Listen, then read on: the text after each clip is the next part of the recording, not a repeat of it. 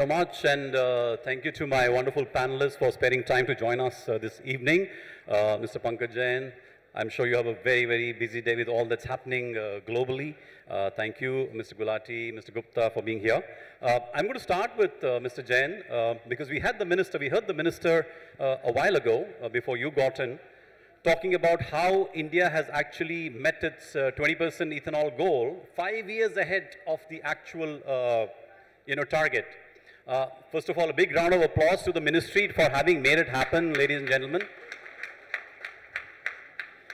So, Mr. Jain, when I look at the need for India's own energy security, we are at a time when energy security has become a huge friction point between us and a very large ally. How do you see the biofuels roadmap evolving from here on? What are the newer technologies or newer fuels that will emerge going ahead? The minister talked about, for example, aviation, sustainable aviation fuel. So can you give us a sense of where we are headed over, let's say, the next decade?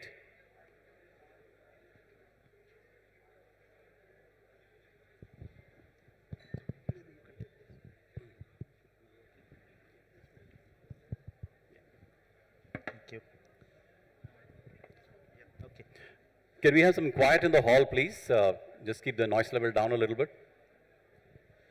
So thank you very much, Sridharan, for having me here. The thing is this. Typically, as far what we have seen the India story on biofuels, Minister has spoken about this, where we were in 2014 and all that. It is actually, in some senses, very similar to the adoption of a new technology per se, where you see a typical S-curve kind of thing happening, where initially people are very pessimistic, oh, this will not happen. The same thing, for example, happened when television was first introduced in the world. Same thing happened when computers were first introduced. Same thing happened when internet first came in. That the first few years seemed as if, progress is glacial. And then before you realize it becomes exponential. True. Simply because the number of stakeholders who understand the business, who see opportunity, grow manifold. And that is what has happened in ethanol. And let me say this, that the ethanol story, even at 20%, is not over. I think there's a lot of juice in this story. Just wait for it. It is playing out. That is one. What is often underappreciated, and let me for a moment just dwell on the ethanol story itself. What is underappreciated is the add-on effects which have emerged because of ethanol. So, for instance, sugar industry, which we thought makes sugar, makes ethanol, probably has some press mud. That is what we knew sugar industry as. The same sugar industry now feels that they can actually handle another agriculture crop, which is maize or grains. When they do that, they end up producing another byproduct called DDGS. Today, that DDGS is changing the dynamics of what is happening in the feed industry. So the footprint of something happening in ethanol now spreads into something happening in the feed industry, for whether it's poultry or whether it's cattle feed and so on, and efficiency gains start coming out of how well do you make the DDGS, what's the quality of the DDGS you're making. So suddenly it takes a whole new dimension. The same mill which used to work for, say, 6 months in a year, now starts functioning 12 months a year, because it's a play on seasonality in terms of when the feed becomes available. But then that's just ethanol. The same sugar mill now has press mud, and with press mud it starts exploring whether I can make potash. So it's a virtuous cycle which is... It's a cycle which keeps going higher and higher because new products keep getting added in the mix. The same sugar mill now starts thinking, can I make something called compressed biogas? Exactly. So I have now moved on to a very different industry, a very different product. Now compressed biogas is the same molecule as natural gas at the end of the day, which means I don't need to worry about retrofitting any car engine. The same pump I can take pure compressed biogas, what I think the rest of the world typically calls it biomethane. I can take compressed biogas straight. On the fly, I can take natural gas as compressed natural gas. So I've got now substitution effects happening. And because compressed biogas is doubly green, tomorrow if green credits come into play, just see that, suddenly the revenue streams coming out of a compressed biogas plant will not just be compressed biogas and FOM, but would also be green credits. Right. So that's the next stage which all of us need to work on in terms of what's happening on the second biofuel, which I would like to talk about, which is compressed biogas. The third biofuel, which the minister alluded to, was sustainable aviation fuel. Right. Now, sustainable aviation fuel production has multiple routes. Used cooking oil is what we often talk about. But alcohol to jet is another technology, which means again what? Again ethanol. What is alcohol to jet? Again, essentially, you are using some variant of ethanol and then producing jet fuel. Now, one can keep arguing that whether that jet fuel is really sustainable from a European point of view or from an, we can keep arguing about that. But there's nothing stopping me from using that jet fuel in India. That's true. So I'm now opening up another revenue stream. In terms of the same product, which is a biofuel, you then you do a segue into bioplastics and biopetchem. All of these are going to emerge from a family of biofuels, where today the number of producers who have become familiar with what a biofuel is, that is growing by leaps and bounds. So if I just look at number of ethanol producers. In 2014, ethanol was being made in 3 states in the country, just 3. Today, it is being made in 23 states and union territories. In just 10 years. In just 10 years. Number of producers of ethanol were basically sugar mills, and about 100 of them used to make that. Today, just the producers who are registered with the oil marketing companies is almost 400. Huge. The ecosystem is just exploding, apparently. The same thing we are seeing in compressed biogas. Number of people who knew compressed biogas, how could make it, was just a handful of producers. Today, you are having compressed biogas being made all over the country with all kinds of producers. Right. You'll see the same thing happening in SAF, not just SAF coming from a refinery, but SAF coming from people who make intermediates for SAF. Because remember, used cooking oil also needs some processing before it can be used as a feedstock. Absolutely. So people are doing that as well. So that is what the future of biofuel is going to, and you already have somebody who's working on bioplastics from ethanol. Right. So what I'm hearing from you, Mr. Jain, is that we are not only strengthening our energy security through biofuels, but we are also actually accelerating economic opportunities, creating new ways of creating value in the economy.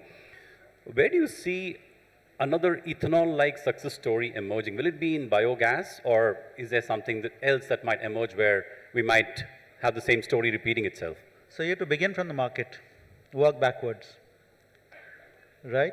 In terms of market size, gas is a far bigger market than SAF, than aviation fuel. And therefore, we see and gas is a rapidly growing market. I mean, you look around you, how many vehicles now run on natural gas? And we haven't even gone to LNG. I'm just talking of natural gas itself. In terms of incremental vehicle registrations, vehicle population. So to my mind, compressed biogas is probably in the early stages of where ethanol was 10 years back, where you will see a mix of pessimism, doubt, as well as optimism. You'll see everything playing out. Fantastic. But I think if the right decisions are made, our gas demand, we're just scratching the surface. Absolutely. Today, you don't have thermal power plants running on gas because costs. Yeah. Today, you don't have green credits for biomethane or compressed biogas. Let that play out. Once that comes in, you suddenly start saying that, okay, maybe you'll have a situation where somebody will come and say, I'll make compressed biogas here. I don't even want to sell it in India. I'll export it straight away. That's true. All that can happen. Yes. So before I come to Mr. Gulati and Mr. Gupta on their industries, I want to ask you one question which has intrigued me as a business journalist also, is that, is there any way we can allow fractional ownership to come into the entire supply chain of biofuels, where farmers who are already benefiting from selling waste, biomass, can they also become long-term owners of this wealth which is going to be created by the biofuels economy? No, I think that's an excellent point to make. So the thing is this, we have seen some of this happening in some places, not everywhere. We have seen some of this happening on compressed biogas. So typically, I take paddy straw from a farmer's field and I'm giving him either LFOM or FOM. So this is a transactional kind of relationship, but it opens the doors for now for more longer term commitments on both sides.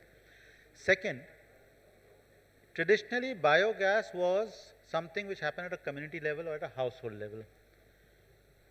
With compressed biogas, now it is happening at an industrial level. And soon you will start seeing IPOs coming from compressed biogas companies, IPOs coming from ethanol companies.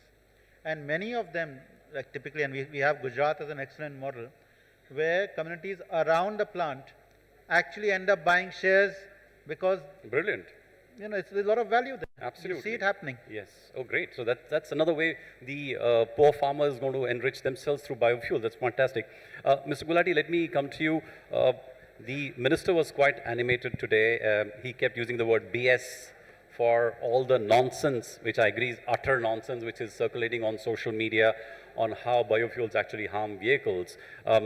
As manufacturer, would you want to lay that to rest once and for all, that biofuels don't really, ethanol blended fuel doesn't really harm your cars, because there is absolutely no science that has proved it. There is no agency in the world which has said that biofuels actually harm your car. So as a manufacturer, would you please put that to rest once and for all today? Thank you. Really great to be here. And let me just go back in time and remind all of us how things have progressed.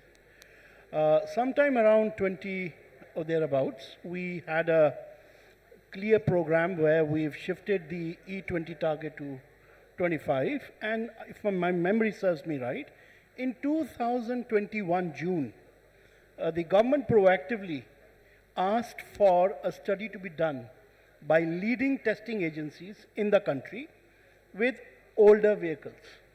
And the study was basically to see what happens to fuel efficiency, what happens to emissions, and what happens to material compatibility, which is, relating to damage, corrosion, etc. So,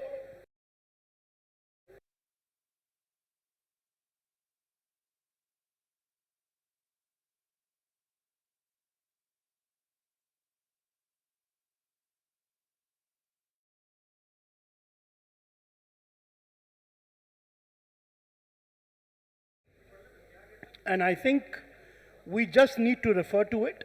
It clearly spells out that material compatibility, there is no very significant issue.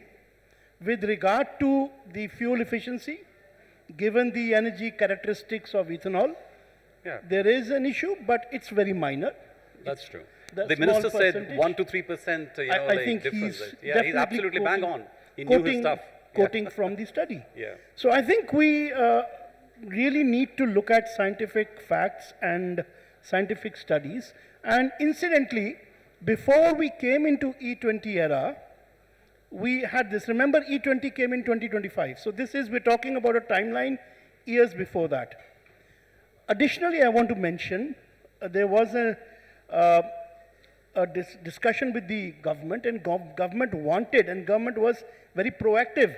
They wanted the auto industry to step up and bring material compatibility fully years ahead. So 1st of April 2023, all OEMs, and this is there on CIAM portal, declared that all the products produced there onwards are materially compliant fully. And it's only now, on 1st April 2025, have we migrated in the full sense to E20. So this story, this timeline, this flow, the scientific study, we must remember. And Absolutely. I think that answers the question on its own. Just before concluding, I think this is a time for the nation to recognize the tremendous work done by the government, be proud of the achievements we've made. 1.4 trillion rupees saved in Forex Absolutely. is not a joke. 1.2 trillion rupees of that going to farmers is no laughing matter. Absolutely.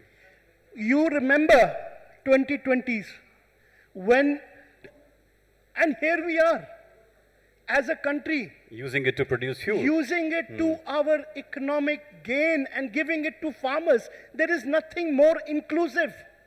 There is Absolutely. nothing more indigenous. And there is absolutely nothing more that we can be proud of as automotive industry. I tell True. you, today we have to migrate to sustainability. We have to migrate to self-reliance. And that we have to do at a speed and at a moment through this program of the government. And for this, I really like to thank and congratulate the government of India. Thank you. Thank you. Thank you, Mr. Gulati. So, ladies and gentlemen, that's the most trusted car brand. There's another one in the room. Car companies. Please feel free to catch up with them after this session to get more confirmation if you want to. Mr. Gupta, let me come to you. Secretary Jain talked about how the push into bio, gas is also helping sugar manufacturers. So, how are you placed as, let's say, sugar makers, as an industry to leverage and get into newer biomass for biofuels? And get into newer biomass for biofuels? So, see, as far as compressed biogas is concerned, sugar industry, when you refine the sugar, so the leftover is press mud, which was actually not used properly. I believe fully that it will get converted into energy. And sugar industry, primarily being a rural industry, will have opportunity to get into it. I tell you something very interesting which happened because of ethanol program. We forget which is immediately seen. Ethanol program, what it did to the industry. If my memory is correct, yes, in 2016-17, when the program got pushed, the industry had 20,000 crores of cane areas to be given to the farmers because industry was making losses. Post that, we gave roughly around, for 3 years, total around 10,000 crore rupees of export incentive to export the surplus sugar. Right. Imagine the magic which one policy has done, that you are not exporting sugar to the world market at a subsidy. Your farmers are getting paid on time. And the biggest of all, I'll tell you something very interesting. When your raw materials start making money because the finished goods is making money, you give more and more attention to the raw material. The cane productivity has got so much focus that the cane productivity in the hands of farmers has increased. Today, when the maize happened, maize yields were very, very poor. Farmers, because of the marketability of that crop, has started paying more attention because that product has become worth it. Molasses, which are the leftover, you are encouraging ethanol from bean molasses, which is the second stage, and you are also encouraging ethanol from the sugarcane juice prices. And just to save money, so that you don't pay more, they have kept the different prices as per the cost of the raw material. This innovativeness on feed-based ethanol, I do not think there is any country in the world which have it. Right. So that's a very interesting point. Sir, if I may ask you on this, the minister earlier told us about how seaweed is now being looked at for biofuels. There are also certain grass varieties, sir, which can be, which don't need much maintenance. They can be grown in wastelands. It doesn't need much water. Are we looking at how do we encourage all these alternative sources of biomass? So you're right. seaweed, napier grass, and even things like, surprise, surprise, rancid fruit juice. Amazing. So even fruit juice Fermentation. which has expired, Yeah, fermentation. Yeah. even from expired fruit juice you can make ethanol, right? So ethanol that way, and I often used to say sugar cane is a wonder crop. Now I think maize is also a wonder crop, but I think ethanol seems to be a wonder product. You can make it out of almost anything. So the fact, but the thing is this: napier grass also goes primarily into not so much ethanol, but more into biogas, into compressed biogas.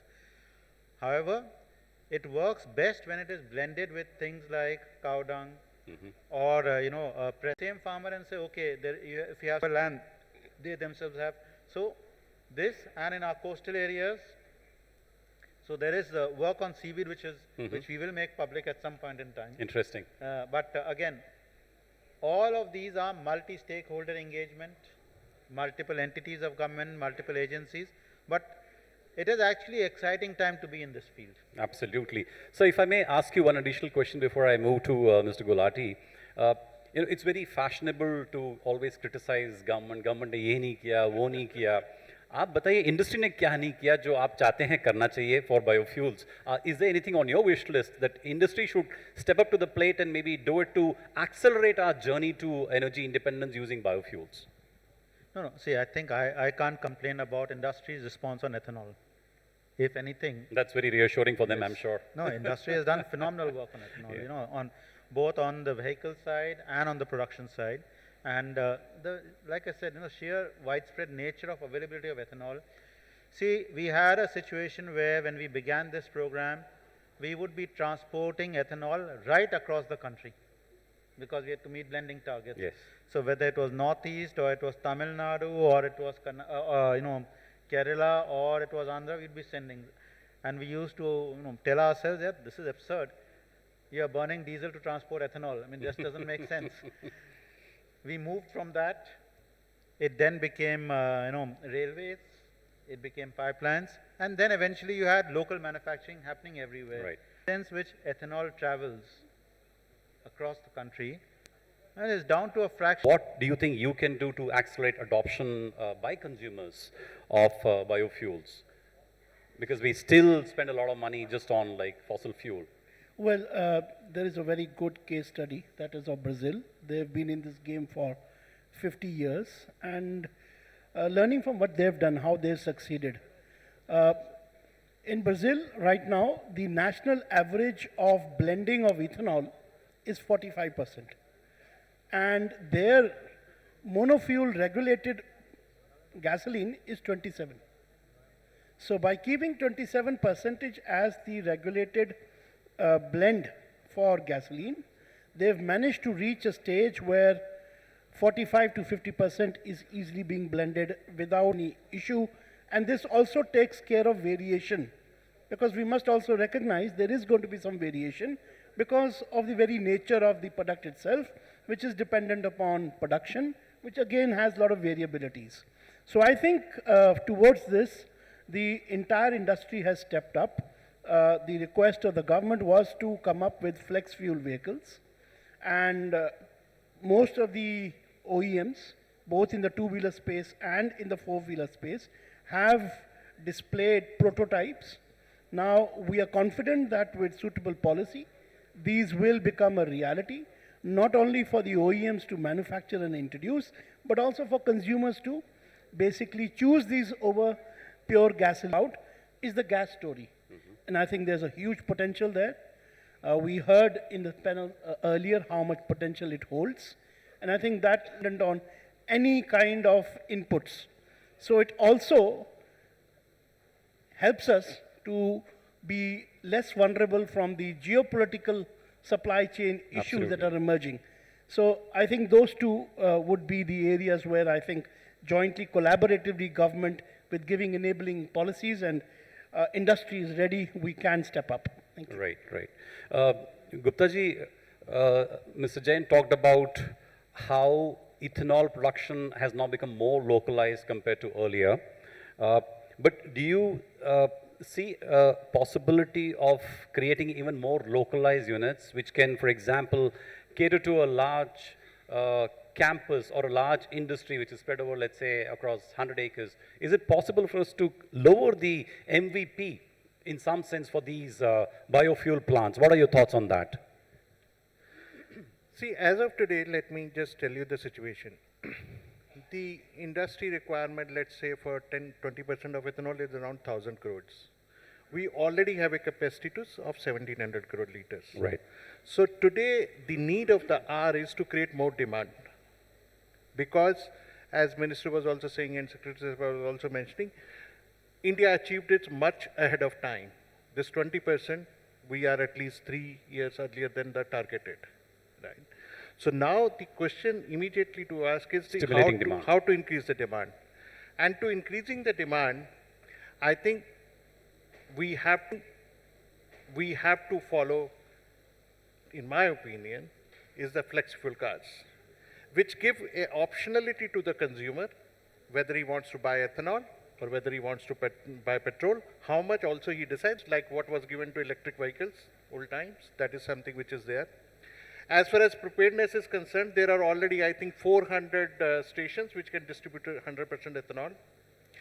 And the ecosystem is ready, right? All we need is to encourage people to buy the vehicle. 70% of our automobiles are in the two-wheeler sector. That's right. And we have already evolved those technology of flexible cars, flexible two-wheelers. It is already ready. So we should incentivize it and bring that first. It shall reduce the cost of running for the consumer. It will be environment friendly, and it will generate a lot of income for the farmers, as everybody spoke. And I think today we have to see the demand side. For the future, whether we can produce more, I think Indian agriculture crops has a great potential to increase productivity. I'll give you example of corn, let's say. Maize, one state might produce in 2.5 ton per acre, and another state produce 6 ton per acre. So that is the gap within the country. And once you make the raw material dearer, farmer invests his time. Farmer will give right fertilizer, right time, right attention, right harvesting. And within the country, even without something like an MSP for biomass, is that what you're saying? Look at corn today. 33 million ton of corn is 42. How much time did it take? 1.5 years. So I think as far as this ton per acre, and another state produce 6 ton per acre. So that is the gap within the country. And once you make the raw material dearer, farmer invests. To questions from the audience, because we have the pleasure of having the Honorable Secretary here. Maybe some people want to ask him a few questions, and other panelists.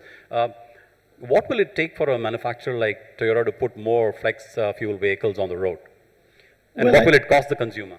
Well, first of all, I think science clearly states that ethanol is carbon neutral. And we would like that the industry as such has requested that in the upcoming CAFE regulation, which is measuring, fossil fuel consumption, since fossil fuel consumption is being substituted, and since it's being substituted by ethanol, which is carbon neutral, due benefit of this must be recognized, else it will be a penalty. So that is, I think, a bare minimum. For the consumer to pick up, there is the capital cost and there is the operation cost. Right. As already mentioned, all clean technologies cost more. So the current tax structure is designed in an era where these technologies were not factored in. Mm-hmm. So probably given this context of this era, we have to ensure that these technologies, at least from a taxation point of view, do not suffer any disadvantage. The other challenge can be taken by the industry to scale up and bring down costs. From the operating side, I think everybody understands there has to be some differential pricing, which I think can easily be managed. Right.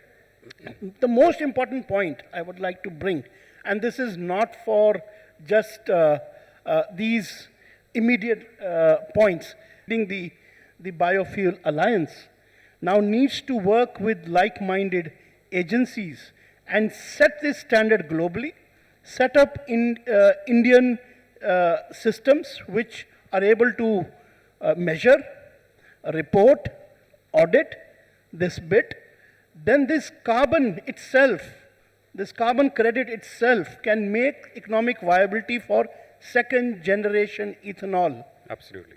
waste to wealth. So I think that's the long-term thing that we have to do. I don't think there's any doubt that the benefits from carbon credits and even fractional ownership of biofuel assets along the value chain needs to percolate down right to the farmer, because if you have a market, it'll allow price discovery, allow liquidity. That's the most essential thing for poor farmers as well.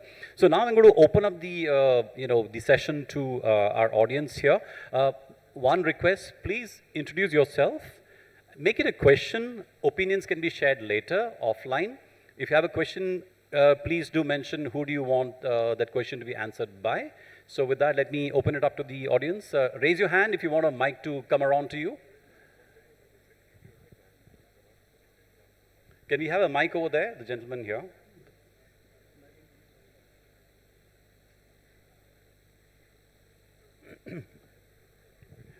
Please state your name and make it a question, please.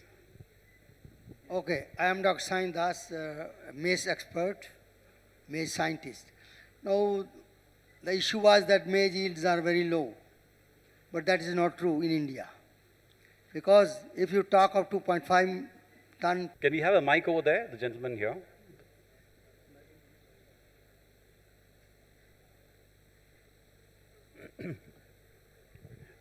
Please state your name and make it a question, please. okay, I am Dr. Sain Das, case 11 ton. Right. So we have to. Thank you, sir. Thank you for sharing your perspective on that. Any other person? There's one gentleman behind, near the camera. Oh, okay, sir. Go ahead, sir. Yeah, my name is Sanjay Ganju. I'm the Director General of Indian Federation of Green Energy, sir. While I congratulate Ministry of Petroleum and the Government of India for, making such a robust policy system, which ultimately enabled us to reach this level of 20%. And CBG also we are doing now. There are better policies have come up, and I think that sector will also come on track. So my point is that when the biofuel, program of the country started in 2001, biodiesel was one of the, main areas also within that program. But somehow I think it has lagged. So what do you think, what are the reasons it has slightly lagged behind, and what do you think, what will be the remedial measures, maybe in terms of policy, which can take it back, bring it back on the track? In fact, that is the major segment of, fossil fuel which we consume in the automobile sector, and that can be a big game changer if that happens. So look, yes, we can keep beating ourselves up for the fact that biodiesel did not succeed, but we have to recognize that diesel and petrol are two different products altogether. Their chemical characteristics are different. Even their classification under the Explosives Act is different. Flashpoints are different. So these are different products. And it is not for lack of experimentation. Flashpoints are different. So these are different products. And it is not for lack of experimentation. We have experimented with jatropha. We have experimented with tree oil. We have experimented with ethanol. We have experimented with palm oil. So all experimentations have been done. Technically, a lot of things are possible. Say, for instance, you can produce biodiesel from palm oil. But it is one thing to say that this works in a lab, and another thing for Mr. Gupta to say, I will set up a factory for biodiesel. He will look at viability. That's right. Now, if somebody can turn off a switch and stop my palm oil from coming in, what happens? We have to find a source which is sustainable, which is local, which meets technical parameters, which also does not require vehicle modification. Because if I'm going to put something in diesel and that requires me to first go back and do reverse engineering on and retrofit my engine, that's again not going to work. Our energies have so far focused much more on petrol. Our energies are now focused on biogas and SAF. There are solutions which we are right now working on diesel, but we have to make sure that we have all stakeholders on board who understand what this means and are agreeable to what that would entail.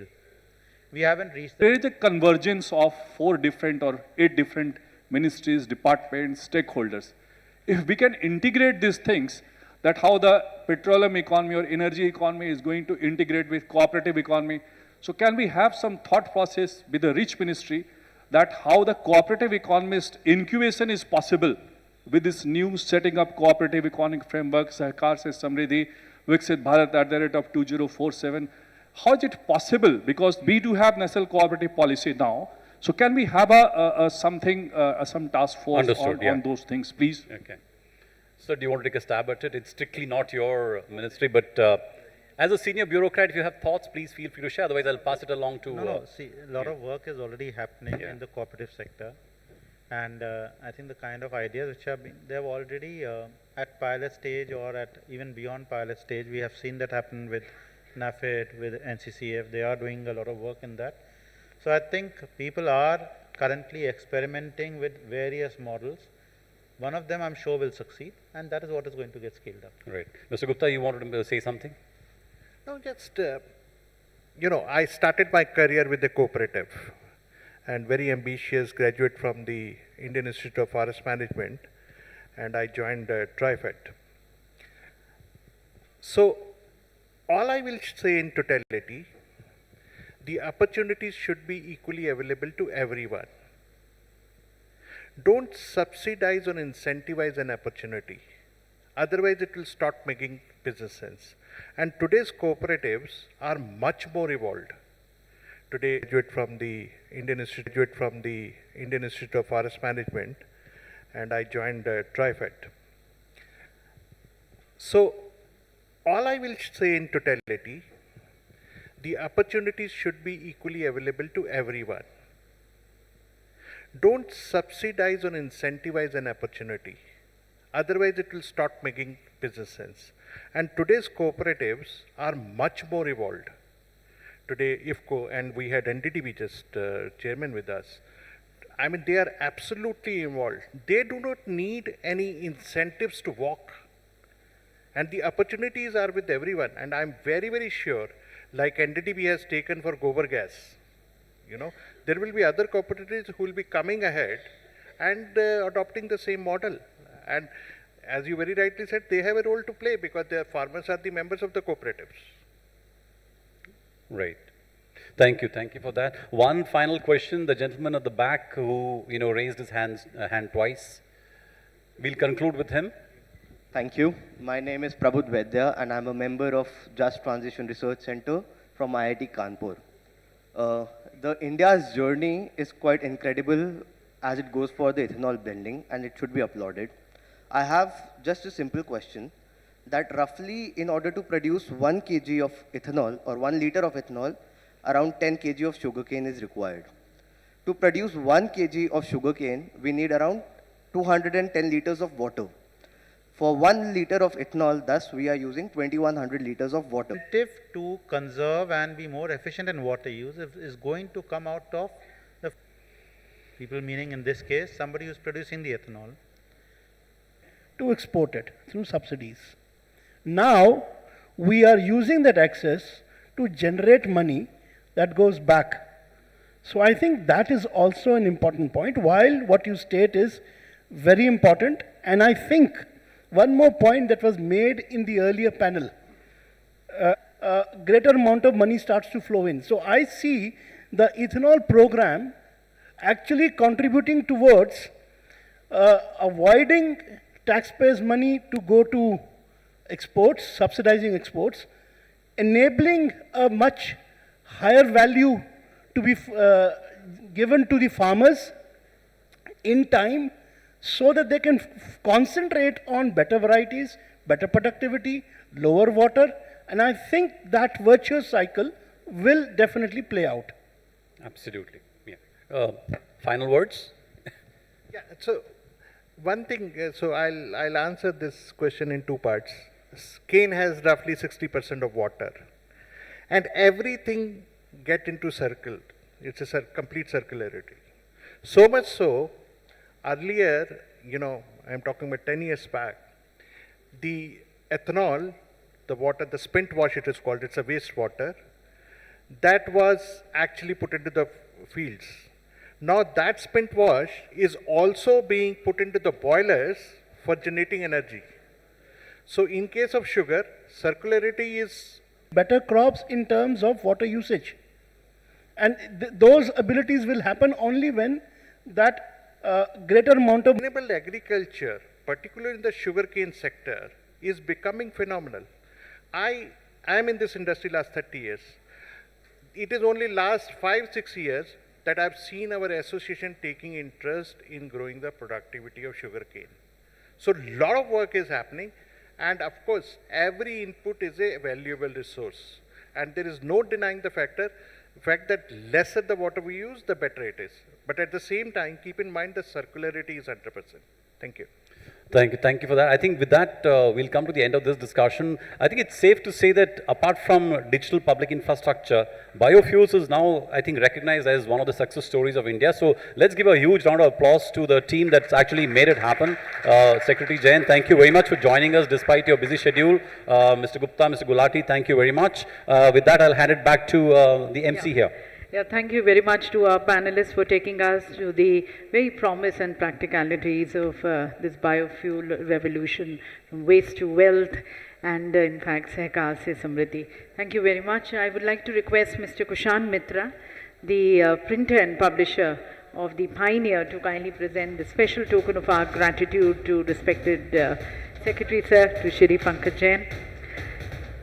So we had our panelists sharing with us this very successful story of biofuels, story of waste to wealth, story of circular economy, story of farmers' empowerment and rural prosperity, and now how we are looking forward towards scaling up the further adoption of biofuels.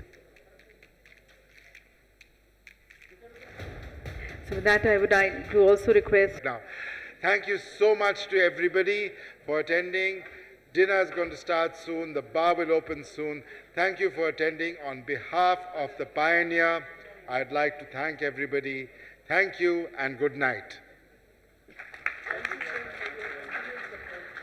So thank you, ladies and gentlemen. That's been the story of from feedstock to fuel tank, on land and in air, the story of biofuels, a collaborative story of biofuels where we had the industry, the academia.